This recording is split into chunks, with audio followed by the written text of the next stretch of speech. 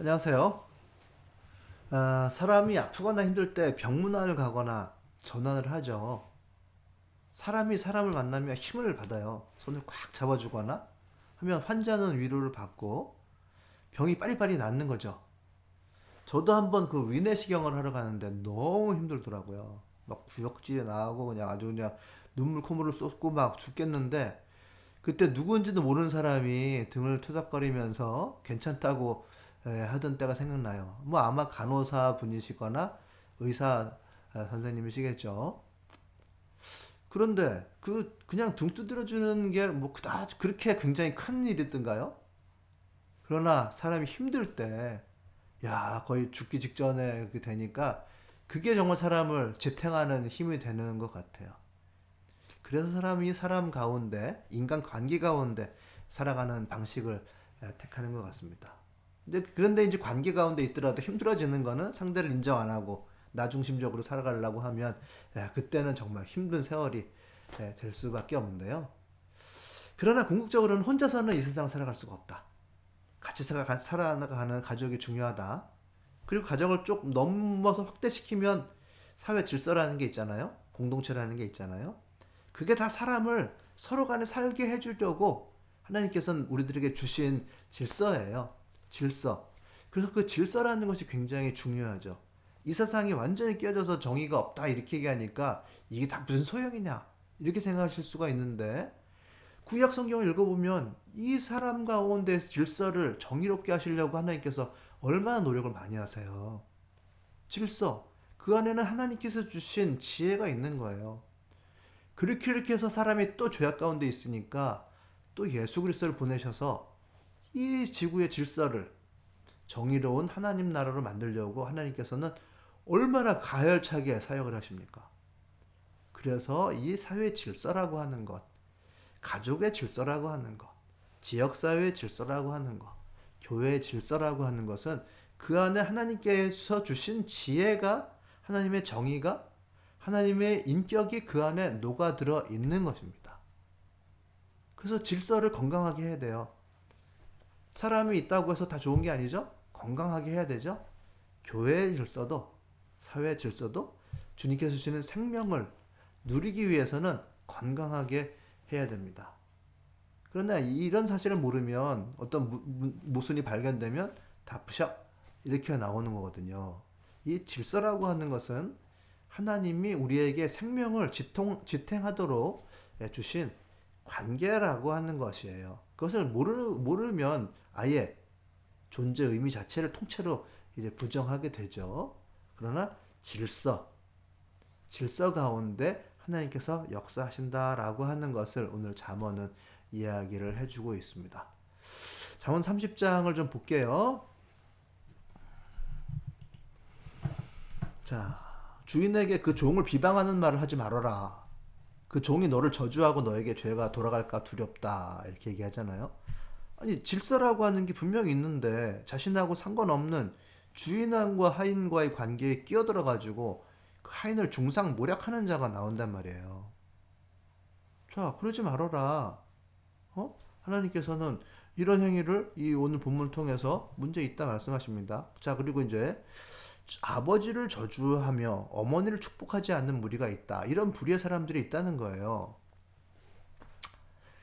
그런 사람들은 결국 그 12절 13절을 보면 더러운 것을 씻지도 않고 깨끗해 한 채 하는 무리가 있다라고 나오잖아요. 즉 속안에 죄악과 미련함을 감추고 겉으로 경건한 척하는 지혜로운 척하는 이런 부류란 얘기예요. 결국은 그 질서를 깨는 자들은 누구냐? 속안에 미련한 자들이다. 13절에는 눈이 힘이 높다. 교만함이죠. 눈꺼풀을 치켜 올리고 남을 깔보는 무리가 있다. 교만해가지고 상대방 레벨을 쫙 나눠가지고서 무시한다는 거잖아요. 결국 이것을 14절에 이빨이 긴 칼과 같고 턱이 큰 칼과 같아서 가난한 사람을 하나도 땅에 남기지 않고 삼키며 궁핍한 사람을 삼켜 씨를 말리는 무리도 있다. 사회 정의의 적이란 얘기 되겠습니다. 그럼 이런 질서의 의미를 무시하는 미련한 자들, 악한 자들을 대조해서 설명하고 있는데 이 질서로서의 지혜라는 것이 굉장히 중요해요. 그러니까 지혜가 사람 안에서 개인에게 적용되는 총명함을 넘어서야 됩니다. 결국 사람에게 지혜를 주신 것은 이 지혜는 인간 사회, 인간의 삶에서 나타난 질서를 잡는 것으로 나타나야 된다는 거예요.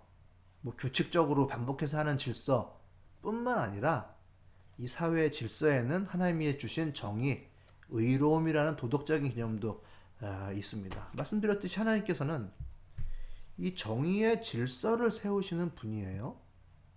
구약의 선지자들을 통해서 수많은 영들을 통해서 하나님께서는 그것을 사회의 질서를 정의롭고 의롭게 지켜가려고 하시고 그걸 지켜가신 분이세요. 그게 인간의 죄에 의해서 깨어지자 예수 그리스도를 보내셔서 그의 죽으심으로 의로운 통치를 계속 지속해 주신 분이십니다. 그럼 정의로운 질서라는 것은 하나님의 사역으로부터, 하나님의 마음으로부터 나온다라고 하는 거죠.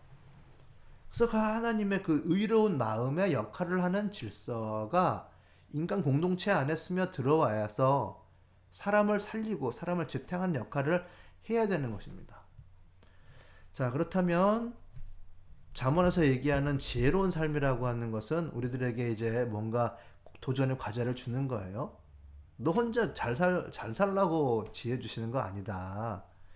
자, 우리 하나님 말씀을 하는 지혜로우신 우리 신자들은 사회 정의를 위해서 도덕적인 삶을 계속해서 형성시키고 재형성하게 해야 된다.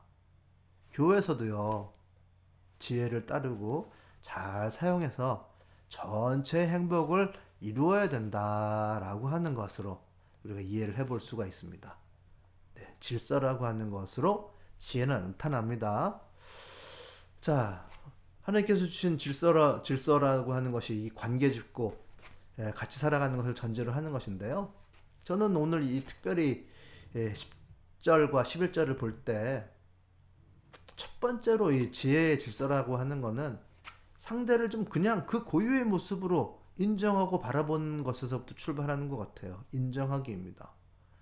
부모가 부모의 자리에 잘 있어야 되고 자식은 자식의 자리에 잘 있어야 된다. 그렇게 될 때 편하죠. 유교적인 게 아니라요. 부모가 부모의 자리에 있으려면 얼마나 지혜로워야 됩니까? 또 자식이 자식의 자리에 있으려고 하면 얼마나 하나님의 그 뜻을 아는 노력이 필요합니까? 거기에 지혜가 있어야 돼요. 보통 좀 자식들은 부모의 분신이라고 생각하잖아요. 그래서 내 거라고 생각하기가 쉬워요. 그러나 하나님의 지혜로 있는 그대로 인정해야 됩니다. 자녀들을.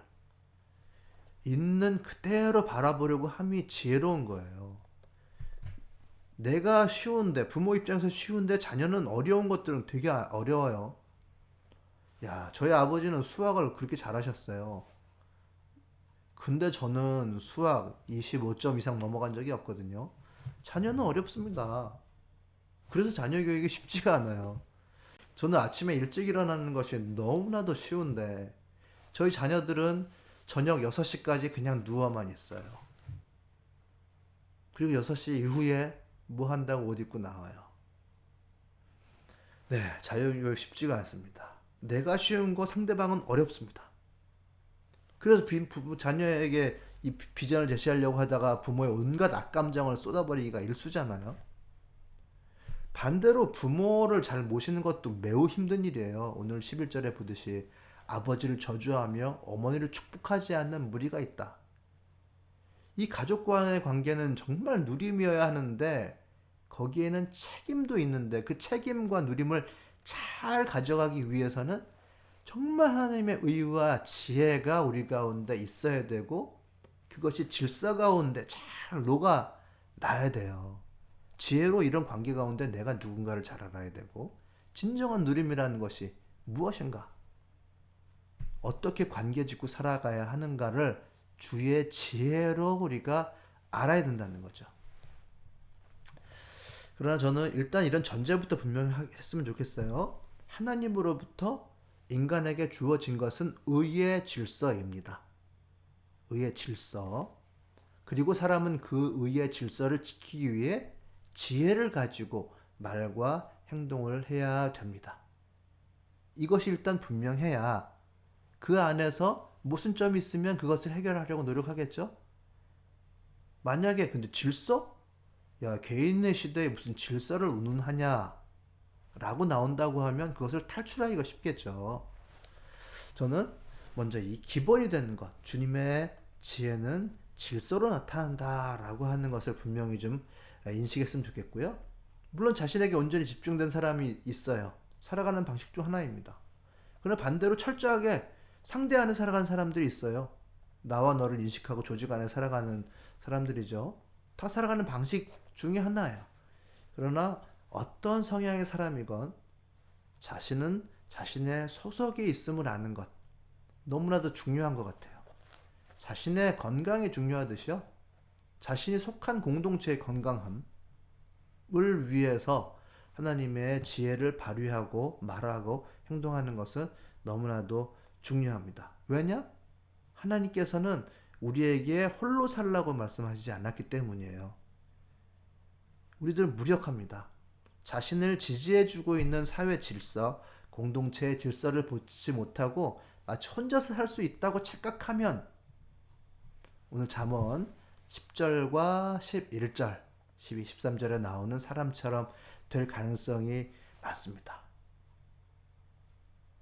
예나 지금이나 이런 어리석은 사람들이 넘쳐나는 것은 내가 혼자서는 살 수 없다라고 하는 무력함을 받아들이지 못하기 때문이에요. 이 질서라고 얘기했을 때 사회 질서가 이렇게 부조리한데 무슨 말씀이십니까? 라고 얘기할 수가 있어요. 그러나 그 사회 질서가 근본적으로 개인들을 살게 해주는 소중한 생명의 근원입니다. 그런 차원에서 사회를 정의롭게 개혁해야 되고 새롭게 투쟁으로 새롭게 해야 되는 거죠. 그러나 하나님께서 사람을 살게 해 주시기 위해서 주신 질서의 선함, 그것을 보지 못한다면 개인이 마치 그것을 뛰어넘어서 내 마음대로 살 수 있다고 착각하게 되는 것이죠.